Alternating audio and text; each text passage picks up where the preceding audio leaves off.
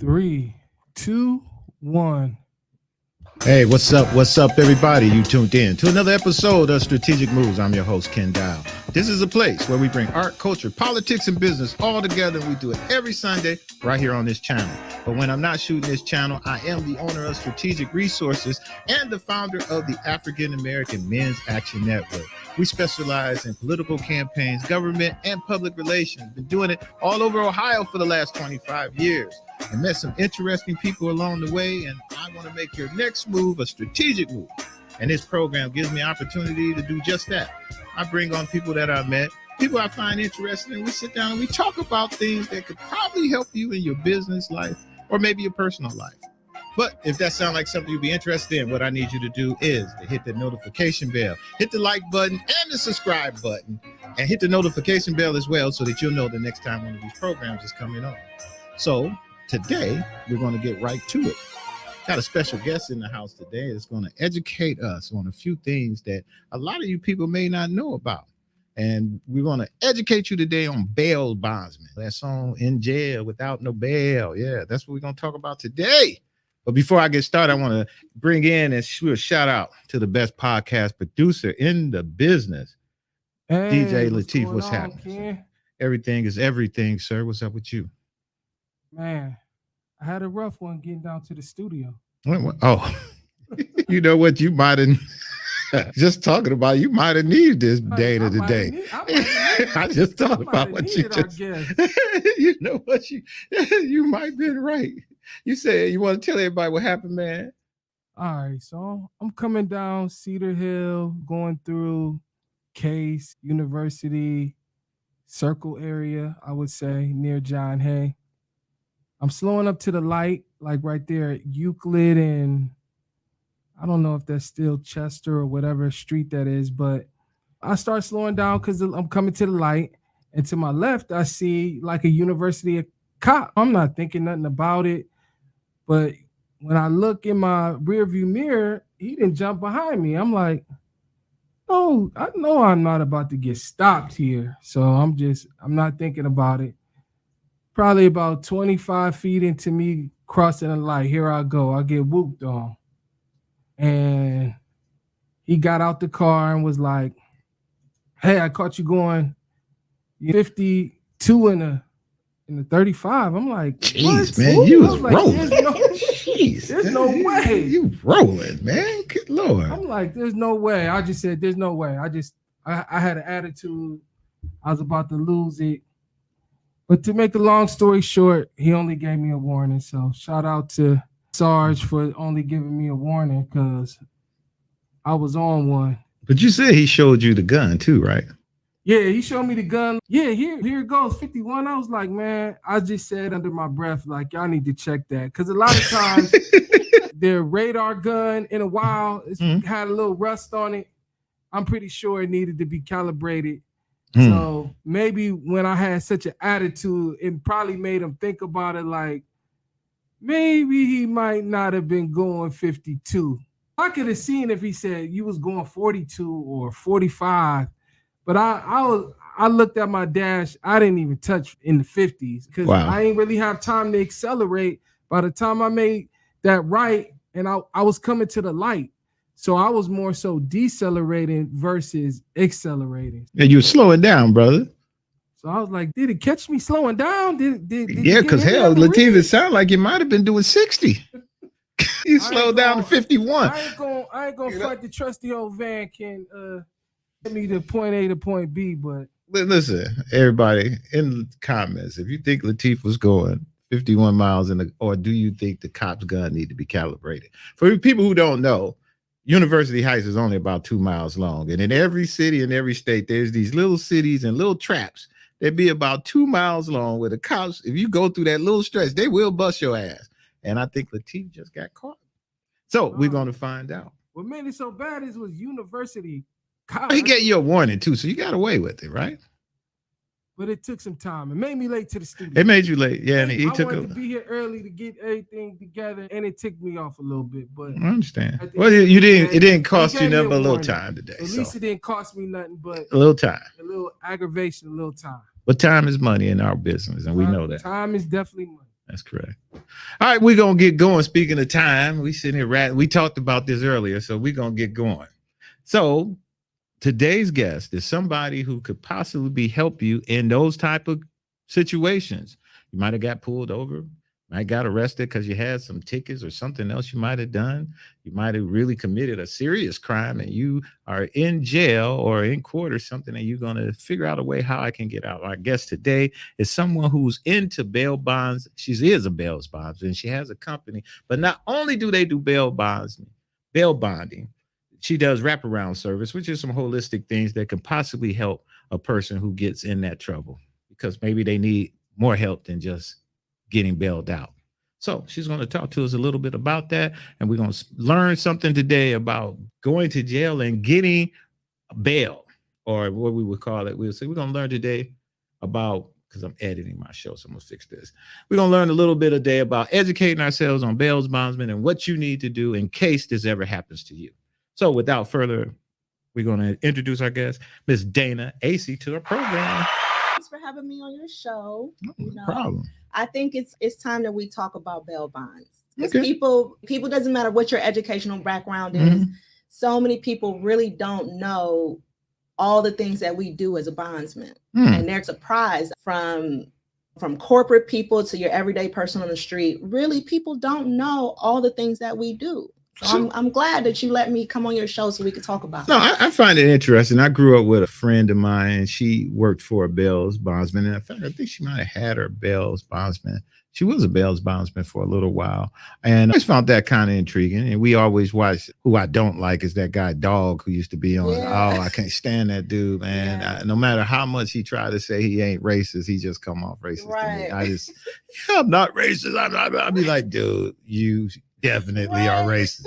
So I that kind of thing. So before we get going, we got our little thing in our radio program. We got to get in a little of your business. You come on here, we got to know something about why you here and what made you do what you do. So are you from Cleveland? You grew up here, or? I'm originally from Cleveland. I was born here, but when I was a baby, we moved away, and my father moved us to Washington, D.C. Really? Yes. So you grew up in D.C.? Yes. Oh. They call it the Tri-State or Really? Chocolate City. Really? So what part of D.C. did you move to? So it was Silver Springs, Maryland, and then my school was downtown D.C., like near there. What school you went to?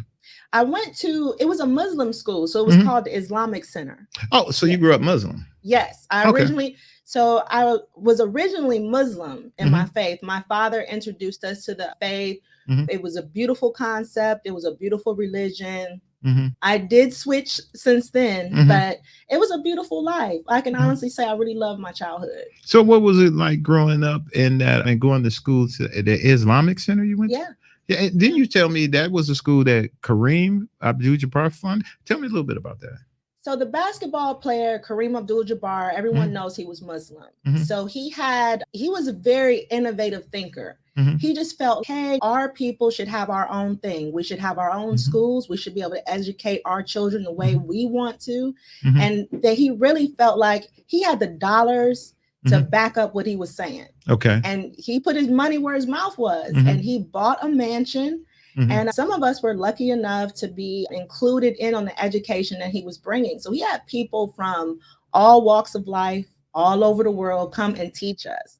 Really? So I'm literally like a baby, like 3 years old, and he's teaching us several languages, multiplication, and then just life philosophies on morality. Really? So yeah. How long did you go there? I was like 8 years old when we moved back to Cleveland. So as soon as I was a baby, we left Cleveland.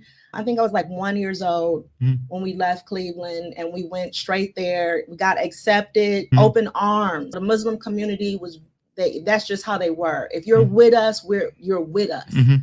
And they accepted us open arms, gave us a place to stay. I lived well, big, beautiful homes, everything. So why y'all come back to Cleveland? It was very radical. Back then, of course, we all know in the 70s, there's a lot of racism. Okay. And there was an issue with us trying to separate ourselves from the government. Okay. So back then, when you had Malcolm X and Martin Luther King, they're having their own philosophies on the direction of the Black community. Now they're starting to look at us sideways. We just went through all this with them. What's next? What are these people? They got money behind them. What are they up to in these big homes? And so they started surveilling us. They were watching us. They were tapping our phones.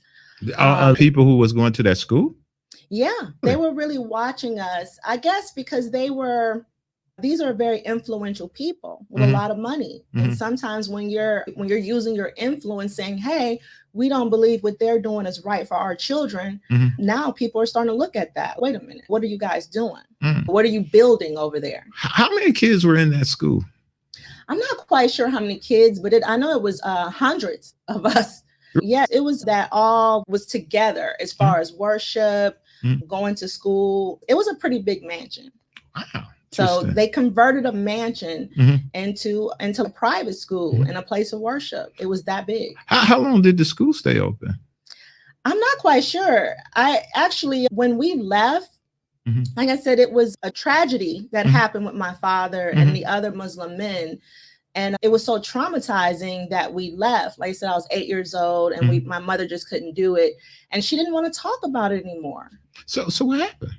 The government decided they wanted to see what we were doing in there. And I don't know if there was a search warrant, but they definitely came in and breached our home, kicked the door off the hinges. They were armed and they searched the house for weapons. And there were weapons there. There were guns, knives, and they took all the weapons out of the home. And I guess they felt like, look, these Black people are dangerous. We don't like what they're talking about. They seem like they're radical. They're trying to get involved in politics. I didn't really understand it as a child, but I guess when you have that much power, maybe they made some people nervous. Okay. And so my father and a few other gentlemen, they had a meeting and they said that this type of behavior won't be tolerated. And they just felt like we're going to take a stand, and we're taking a stand for our women and our children. And they really did not care if it was their last day. They were going to make a stand for what was right. And they decided to take guns and weapons and go downtown DC in the middle of the heart of the city, our nation's capital, and let their voices be heard on what they're tired of, the treatment of our government. And it was explosive. It was explosive because they were very well organized, and it was only a handful of them. It was only like 12 of them that went downtown, and they held, I think it was 4 government buildings hostage. Really? Yeah, and they were demanding like the news to, report what's happening to. So they actually went into a government building. Yes, held the people hostage. Now, there's Black rage can be something else. And this was organized Black rage. I understand. Personally, I didn't want to lose my father that way. I didn't really realize as a kid what their mindset was, but they felt disrespected, defeated as men. And they were just ready to go to war over that. And I just felt like maybe there was a different way, because these were very smart, intelligent individuals.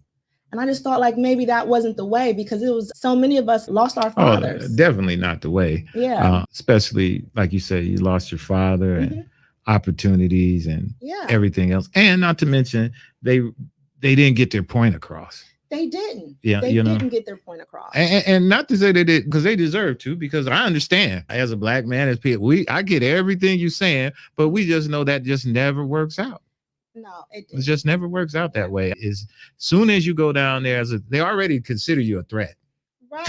So you all it did was to take you from being a threat at 10 to a threat to 11. They're never going to say, oh, you standing there, we understand your threat and going to bring it down. Right. They're never going to do that. So tell me, how did that end? It didn't end well. Okay. There were some people that got shot. Really? Yes. One young man did die. And it happened to be a Black man. So they're trying to stand up for Black rights. And a Black man ended up getting shot. Wow. Did one of the guys shoot somebody? Is that Yes, it was a mistake. You're holding weapons. The whole world is watching. And I think a door opened or something by mistake. And this young man just pulled the trigger scared. And because they were all young when this happened. They were all young. And who does this? They had never done anything to this magnitude before. So someone got shot. And I think it was Marion Barry, who ended up being mayor later. He got shot. Really? So there's pictures of him on YouTube laid up, still talking. Right. So it just ended badly. They had hostage negotiators come and talk them down. Look, this isn't the way. If you want to get your point across, if you're upset about anything, this is not the way. Wow. And thank God they finally gave up, because I still had a chance to talk to my father after that. But the whole world is seeing this Black man that you love look like a monster. Wow. You know? Who was the oldest out the group? They did have a leader. I can't think of his That's name what I was right trying to now. get to. Okay. Yeah, they did have. Now he was older. He had been through a lot. So the person, I think his name was Khalees, but he had been through a lot. He was, I think he was in his 40s at the time, but he had lost his whole family. Someone broke into their home and murdered his whole family. So I don't think he was stable at that point. I think he just didn't trust anyone. Okay. You know, so who's to say, like, we as Black people go through so much trauma. You just never know, what's that trigger that's going to set a person off. Right. And he just couldn't take it anymore. So how long was the stance? I believe it was a day. They held their ground for a day. None of them were injured or shot. So they were successful in talking them down, letting the hostages go. But like I said, it was still horrible, because I'm pretty sure that Kareem Abdul-Jabbar had way bigger plans for these men. So for these families. So we know he wasn't ever implicated, none of that or anything. No. But did they ever try to, how they do? Did they ever try to tie him to saying, hey, this came out of your school, this products of the school, that kind of thing? They scrub media pretty well when you're an icon. So he was very popular, and he had a lot of popular people behind him. Okay. So he was really kept out of it. Okay. So he was more of a donor or a benefactor. Got it. So he was able to separate himself from that, and so that he could continue doing good works, because the school did not close after that. Okay. So he made sure I still got my education. I still was being taught the different philosophies. Even after that, it was okay. We went through this horrific thing, but it's business as usual. We need our kids to stay on point with this. He was very serious about that. So he was lucky in that regard. That's interesting. That's very interesting. So as a result of that, you say you guys, your father, I want to get to that, and we right at the point we're going to jump in our bail bonds and stuff. We're at the halfway. Let's talk about your father. So after that, your father got arrested. I imagine they went to court. What was he sentenced to? It was 150 years. They were giving this federal time. They were giving them. Look, you can't go to our nation's capital and think it's going to be just. Can you? They said we had weapons, so it's a little different, but it was a lot less than what did happen. Yeah. Okay, so we'll keep it moving. And you say so about 150 years. Yes, they all got life. And behind the scenes, like at first I didn't understand. I was like, why aren't they talking to us more? So I didn't understand some of the things I know now, like everything's being recorded. Okay, I got you. So you got to be careful what you're saying. And that the older people are trying to protect the younger people. So they're very defensive on what information is out. But he did tell me that to not worry, and that he said that the government told them that, because there were some things behind the scenes, like they shouldn't have breached our homes, but that didn't really come out in the transcripts. But they were saying that you guys might have a chance to get back out, but not until everyone has forgotten your names. Woo. So I was just like, the government is gangster. That is pretty gangster. Wow. Yeah. Wow. So are they in prison right now? My father died in federal prison. So he died. He didn't make it. As far as I know, there's one person that actually did get out a couple years ago. And I saw a few clips on YouTube about how did the victims feel about someone from that night getting out. And, so obviously there wasn't that much opposition. They were young. They were like in their 20s, 25 years old. They were very young when this happened. So I guess they felt like this man has served his time if he has a chance to rebuild his life and see his family before he leaves this earth. So did he get out before the whole Trump and everybody and their mom stormed the Capitol? Yes. Okay. He probably just shook his head. If he didn't get out before that, he definitely had a case now. If he was yeah. That is wild. So with that, father getting 100 or until everybody forget his name. Did you ever go visit him? Y'all family? Yes. I went to visit him in federal prison. At first, like that's a different experience. And it's often not really talked about in the Black community. All of these jail visits, it's hard really seeing the ones that you love. They're in the uniforms, and you've got someone standing over you telling you what you can't do. You got to get searched before you go inside. And everyone doesn't know that experience. I think that's unique to our culture, because so many of our Black men have gone to prison, and so many wives and mothers have taken their children at an early age to prison. So we used to go visit my father, but he looked good. He was still strong. And he still talked to us about morality from prison, books from prison. That's cool. I'm glad that. Oh, so if anybody wanted to look that up or get any information, then you say there's something named after. What is it called? Yes, the event was called the 1970 Siege of Washington, D.C. So there's a lot of clips out here. You can piece them together, different news clips, and also in the magazines of that, because like I said, it was world news, and it was just a lot of nerve. Like, people could not believe like how unpatriotic that anyone would even do that. If you had a gripe, you just came downtown and filed a grievance. You didn't just come downtown with weapons. So that was unprecedented. All right, so after that, I guess mom and all the drama and everything was like, we getting out of here, we're going back home. Yes, and even to this day, a lot of them don't talk about it. They don't talk about it. And even like, how are we supposed to heal as a family? A lot of these people, they are dying with the information still inside them. Right. So the younger generation, how are we supposed to learn if you guys don't open up and let us know this is our experience? We went through this with you. You were not alone. It was whole families that go through these traumas of jail and prison together. So we should be able to openly talk about it together. Interesting. Wow. That was very unexpected. I was thought we was here. I guess we are still talking about bonds. Okay. Because they didn't give them one. No. Okay. They like the audacity. The audacity. You said you'll get a bond when everybody forgets your name. Good Lord. Oh. So let's talk about bonds. We're going to get back, and now that I'm going to do bonds. I want to get into this and help these people out here who's doing that. Tell me, what made you get into bail bonds? You know what? This guy I know from the neighborhood, he was like, hey, Dana, I see you out here selling all your little things, and it seems like the public likes you. They gravitate towards you really well. He said, I got something for you that I think you'll be good at. Okay. I thought it was crazy. I was like, anybody that's going to the Justice Center is going there to pay money. I do not want to go to the Justice Center. And he just kept saying, no, I think you'll be good at it. I turned him down at first. Wow.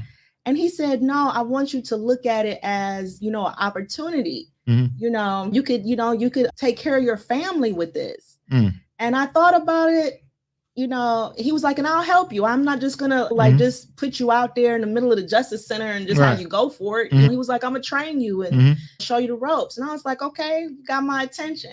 And then here I am 20 years later. Wow. I remember from what I knew, the bail bondsmen, they used to be hanging out in the Justice Center. And could you think about how much business was going through there that you could have that many bail bondsmen hanging around this little Cleveland? Shouldn't have been that many doggone bail bondsmen down there, and they bonding all of these people in and out of jail all day long. That is wild. Yes. And it's so true.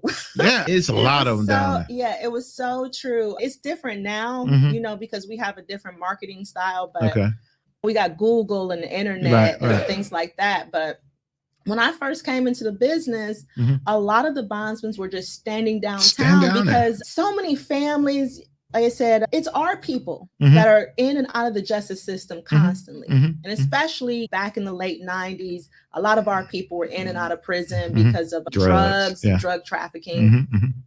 So instantly the family members, they panic like, oh, so-and-so is in jail. I need to just rush downtown and see what I need to do. They weren't waiting for phone calls. If you love somebody, you're on it.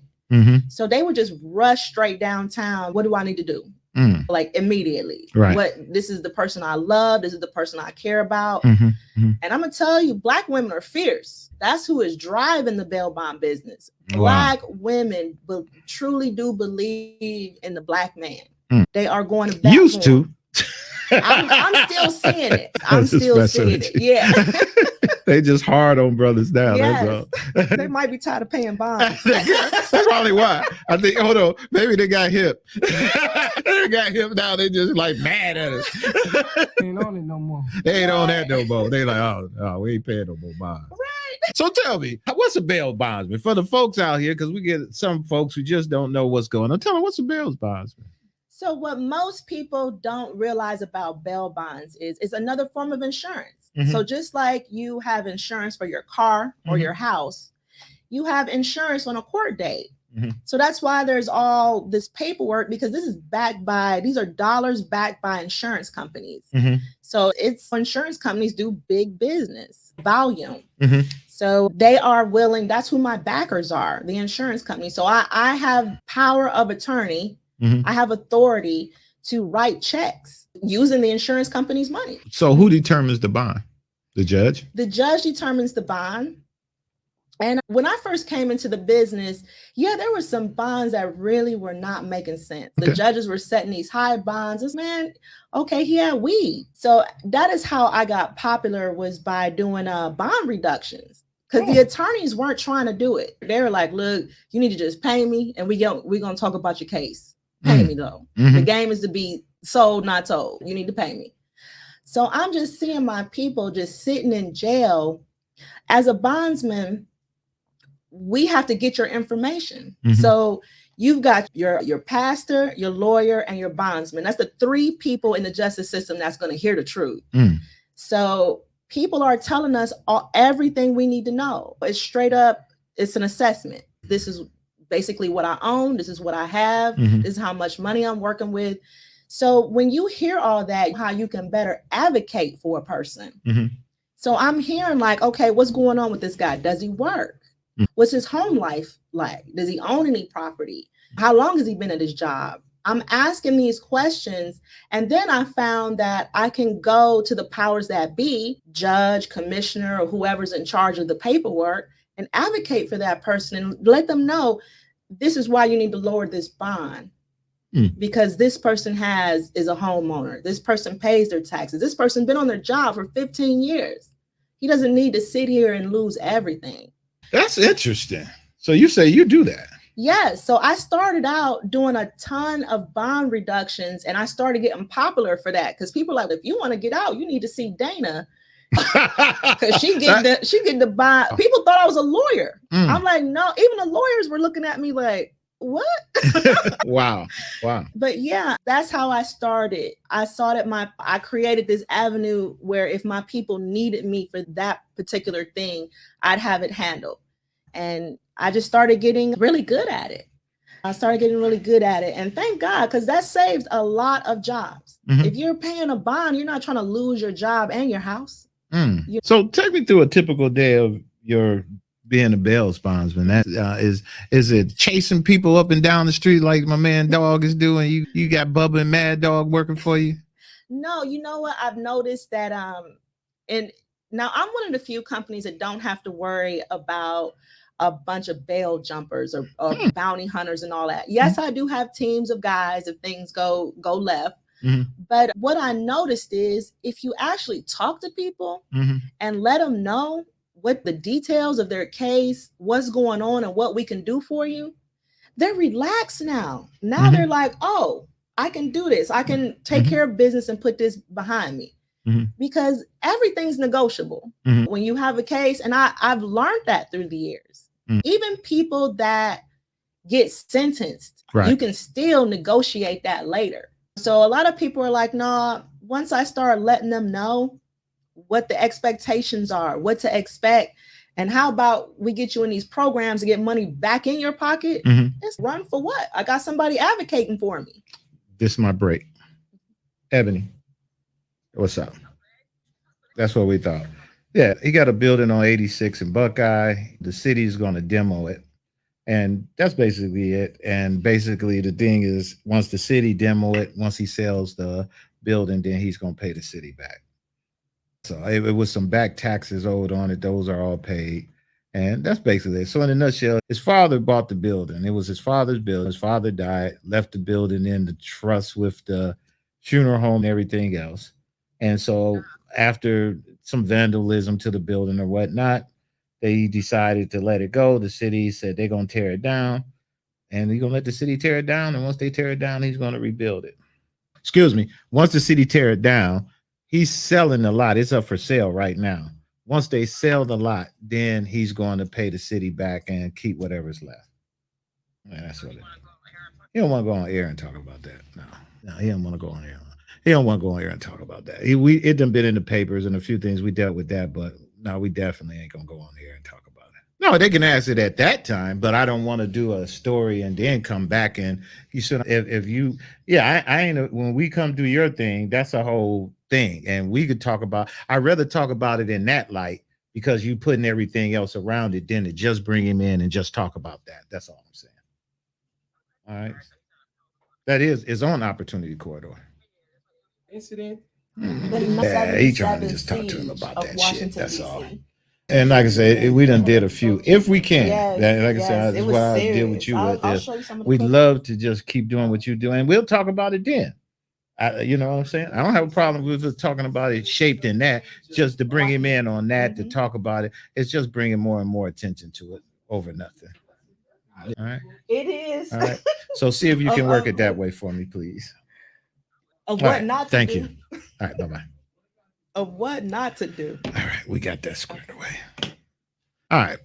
So I guess my next question is that I wanted to ask you is an experience you faced particularly. Can you share with us an experience you have faced particularly where it was high stress? Was this really going down? Do you go on those things finding these people? I have, but for me, it's not really high stress. I can give you an example of something that was like, I can't believe I'm seeing this right now. Right. They were some of the guys where they were a little worried about a female defendant. She was just like wilding out. She had a Rottweiler and they were just like, man, this is a female. We don't want anything inappropriate. Can you please tag along with us because we need a witness. I came out. And it was wild when they're trying to come into the door, the hinges was on the wrong side of the door. So they're using like a pair of scissors, breaking the hinges off to get in there and get at this lady because she's worth money. And we gotta complete the job. Okay. We gotta take her to court. We gotta take her to the court. So we get in there. Now it's 3 guys and me. So we get in there and the girl took off her clothes. And she says, I'm thinking there's something we can work out. And she lays across the bed. And I'm thinking, I'm in shock. I didn't know that was a thing. Wow. So the guys were just like all standing there shocked. What do we do now? So the one guy says, I know you've heard the rumors, but you're going to jail today. Wow.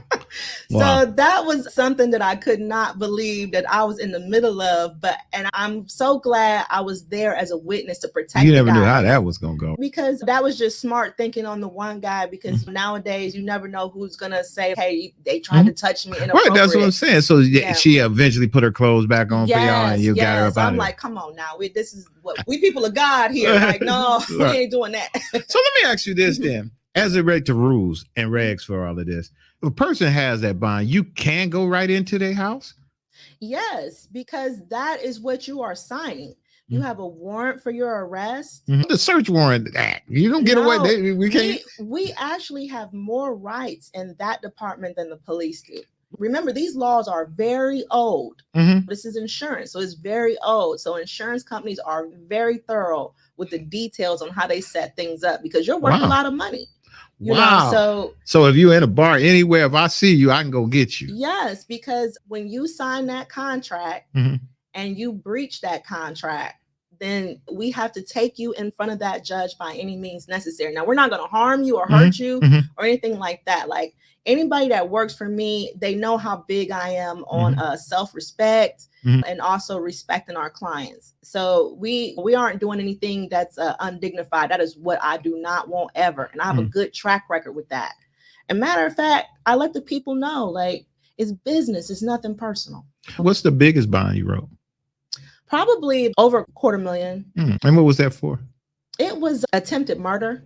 Really? For attempted murder.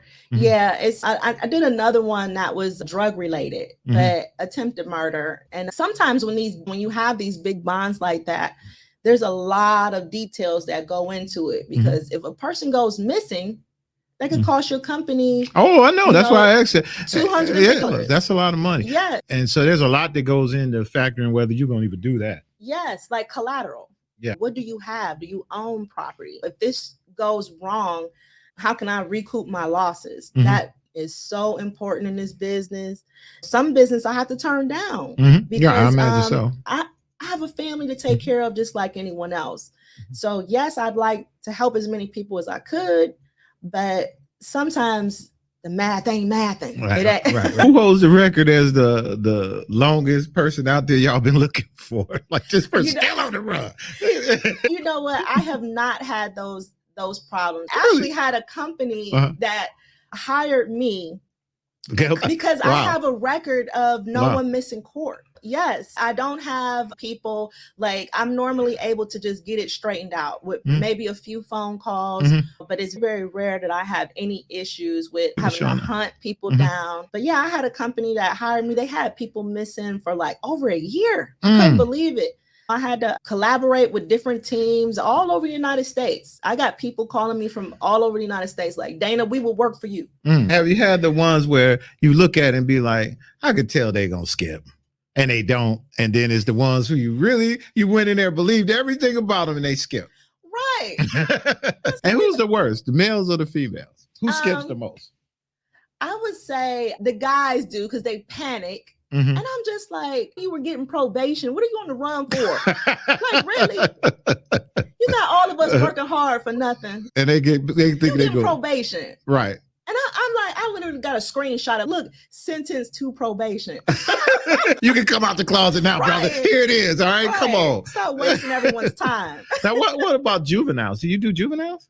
Yeah, there's only a few that call me for the juvenile bindovers. And that's a sad case too, where some of these children are charged as adults.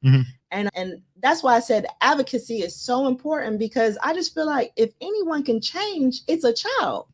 So if you're 16 years old and you're being charged as an adult, I just feel like our attorneys and the parents out here need to maybe be more informed on what is available out here for our youth. I have been talking to people about Cleveland Clinic has an amazing behavioral health program, like all over every suburb.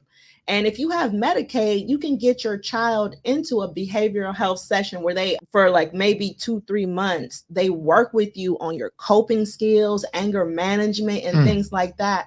And I just really wish that these attorneys would talk to the judge about that. Hey, if we get this young man released, let's get him into a behavioral health program in lieu of jail.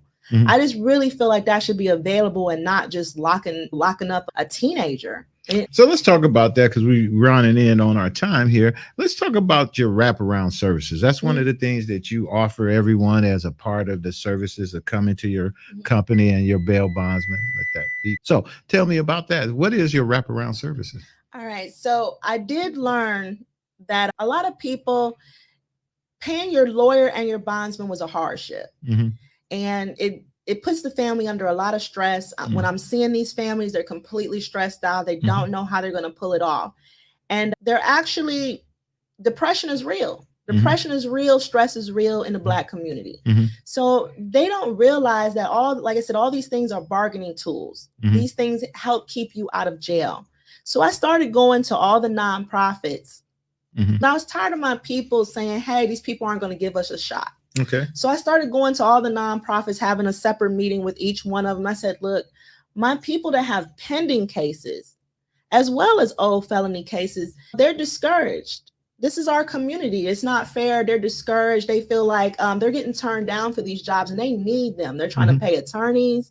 They've paid the bond. They have families. They have children.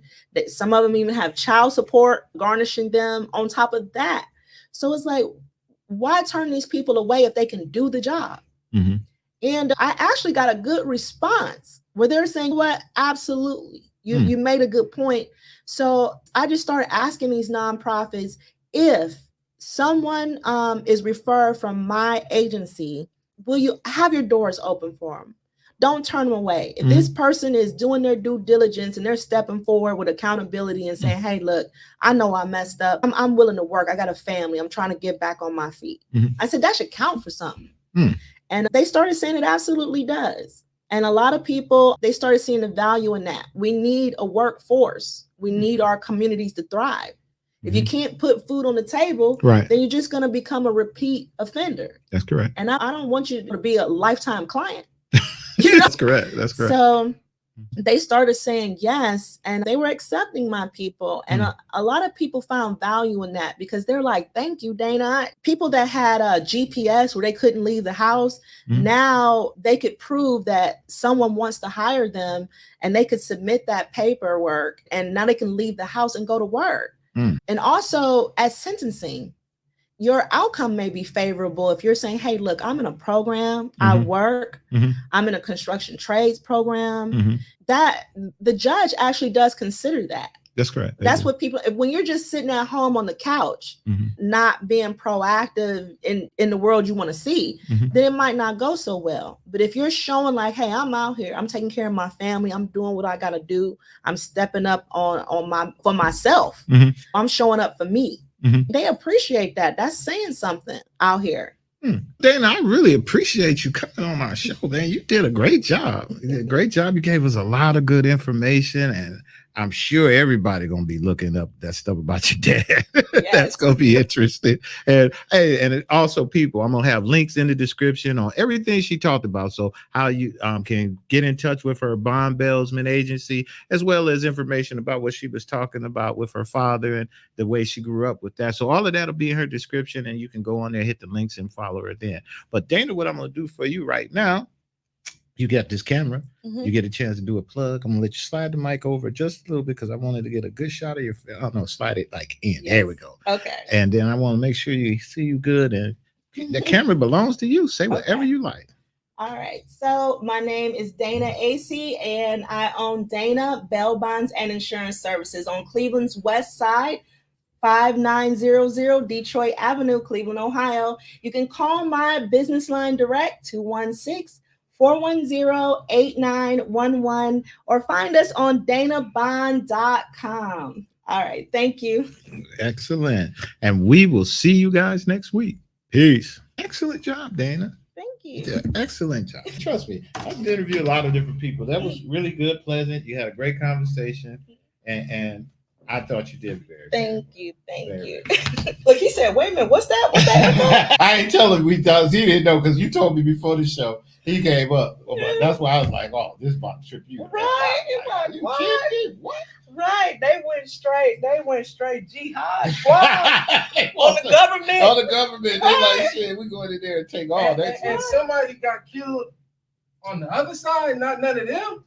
One of the guys in the right. None of them died. And I was just like, man, that was some grace right there, because you already know but it was too many witnesses. It was like it's 100-something people, because you already know black people with guns, they probably would have been. But you said they went downtown to talk. I'm like, they ain't go downtown to talk with no guns in the 70s. They was like, shit. Yes, they went down there with full force. Hell yeah, they didn't care. Watch the Jim Brown movie before because as crazy as it is right now, in theory, 12 of us can almost walk downtown with guns right now, and the police will be looking at us because they ain't crazy, so they ain't. But so they must be one. It's so many things they would put in your mind before they would think that you're about to do harm. They were strategic. With it. They shut down. I think it was like 4 buildings was shut down. Wow. So they were these guys were smart. They were diamond cutters, furniture makers. Wow. These were skilled black men. So that's why it was so surprising, because these What Kareem Abdul-Jabbar put together was so beautiful because everyone had to work together for the greater good of the whole. That's what it was about. Even a kid, it didn't matter. There was no lazy people, none. Even the babies, like I was 3 years old and they're like, you got to give something. You got to do something. So I literally painted, I used markers, but I painted rainbows and flowers. I'll never forget this. Because when your elders are telling you, you got to do something, and I'm just like, all right, I could be creative. They like, well, do that then. Just like that. So I had to make a stack of rainbows and flowers on a piece of paper. And I showed up at the Islamic house and I passed that out to everyone. And that put a smile on their face. So as a child, you realize there is something I can do. So all of it was value in everything you do. Yes. Yes. So these were just mental exercises that they had us doing to help you. And one way that it helped me is because Cleveland can be so negative. Once you leave that kind of environment and then you come into a place like Cleveland where it's really negative, you're already self-motivated.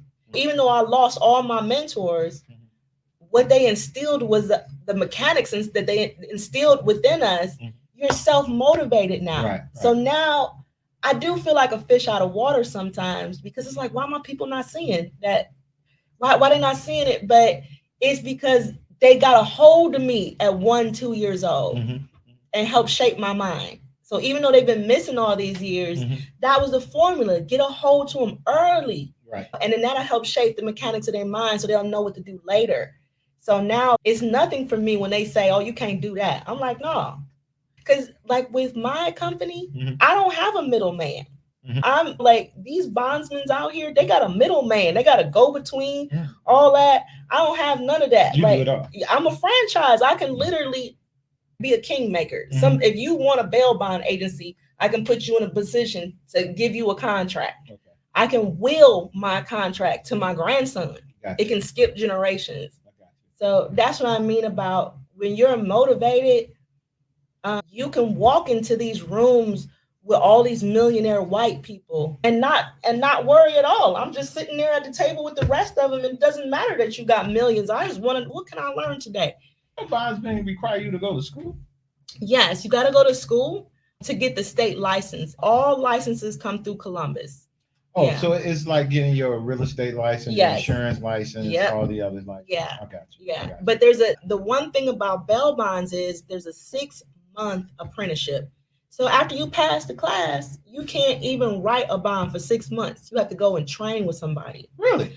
Because of the money. A lot of people don't understand money. So that's why you have to sit back, relax, and train for 6 months. So you got to be devoted. You know, you got to be dedicated. That's one of the only few licenses that make you do that.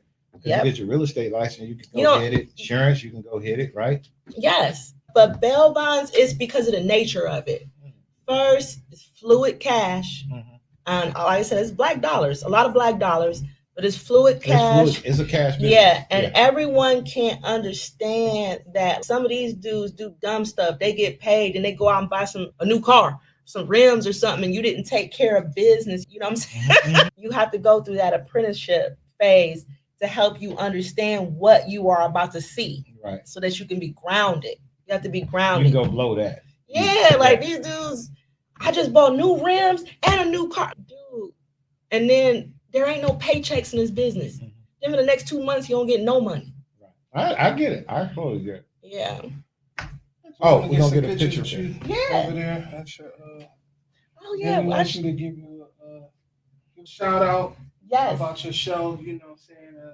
Hey, this is Dana AC. I just got done with Strategic Moves with Kenn Dowell. Make sure you tune into my show. Okay. All right. So where do you want me to say that at? Right over there. Okay. I'm like, man, hope I ain't looking good. Oh, you fine, man. You sweatshirt on. Where you want me to stay that? In that area there.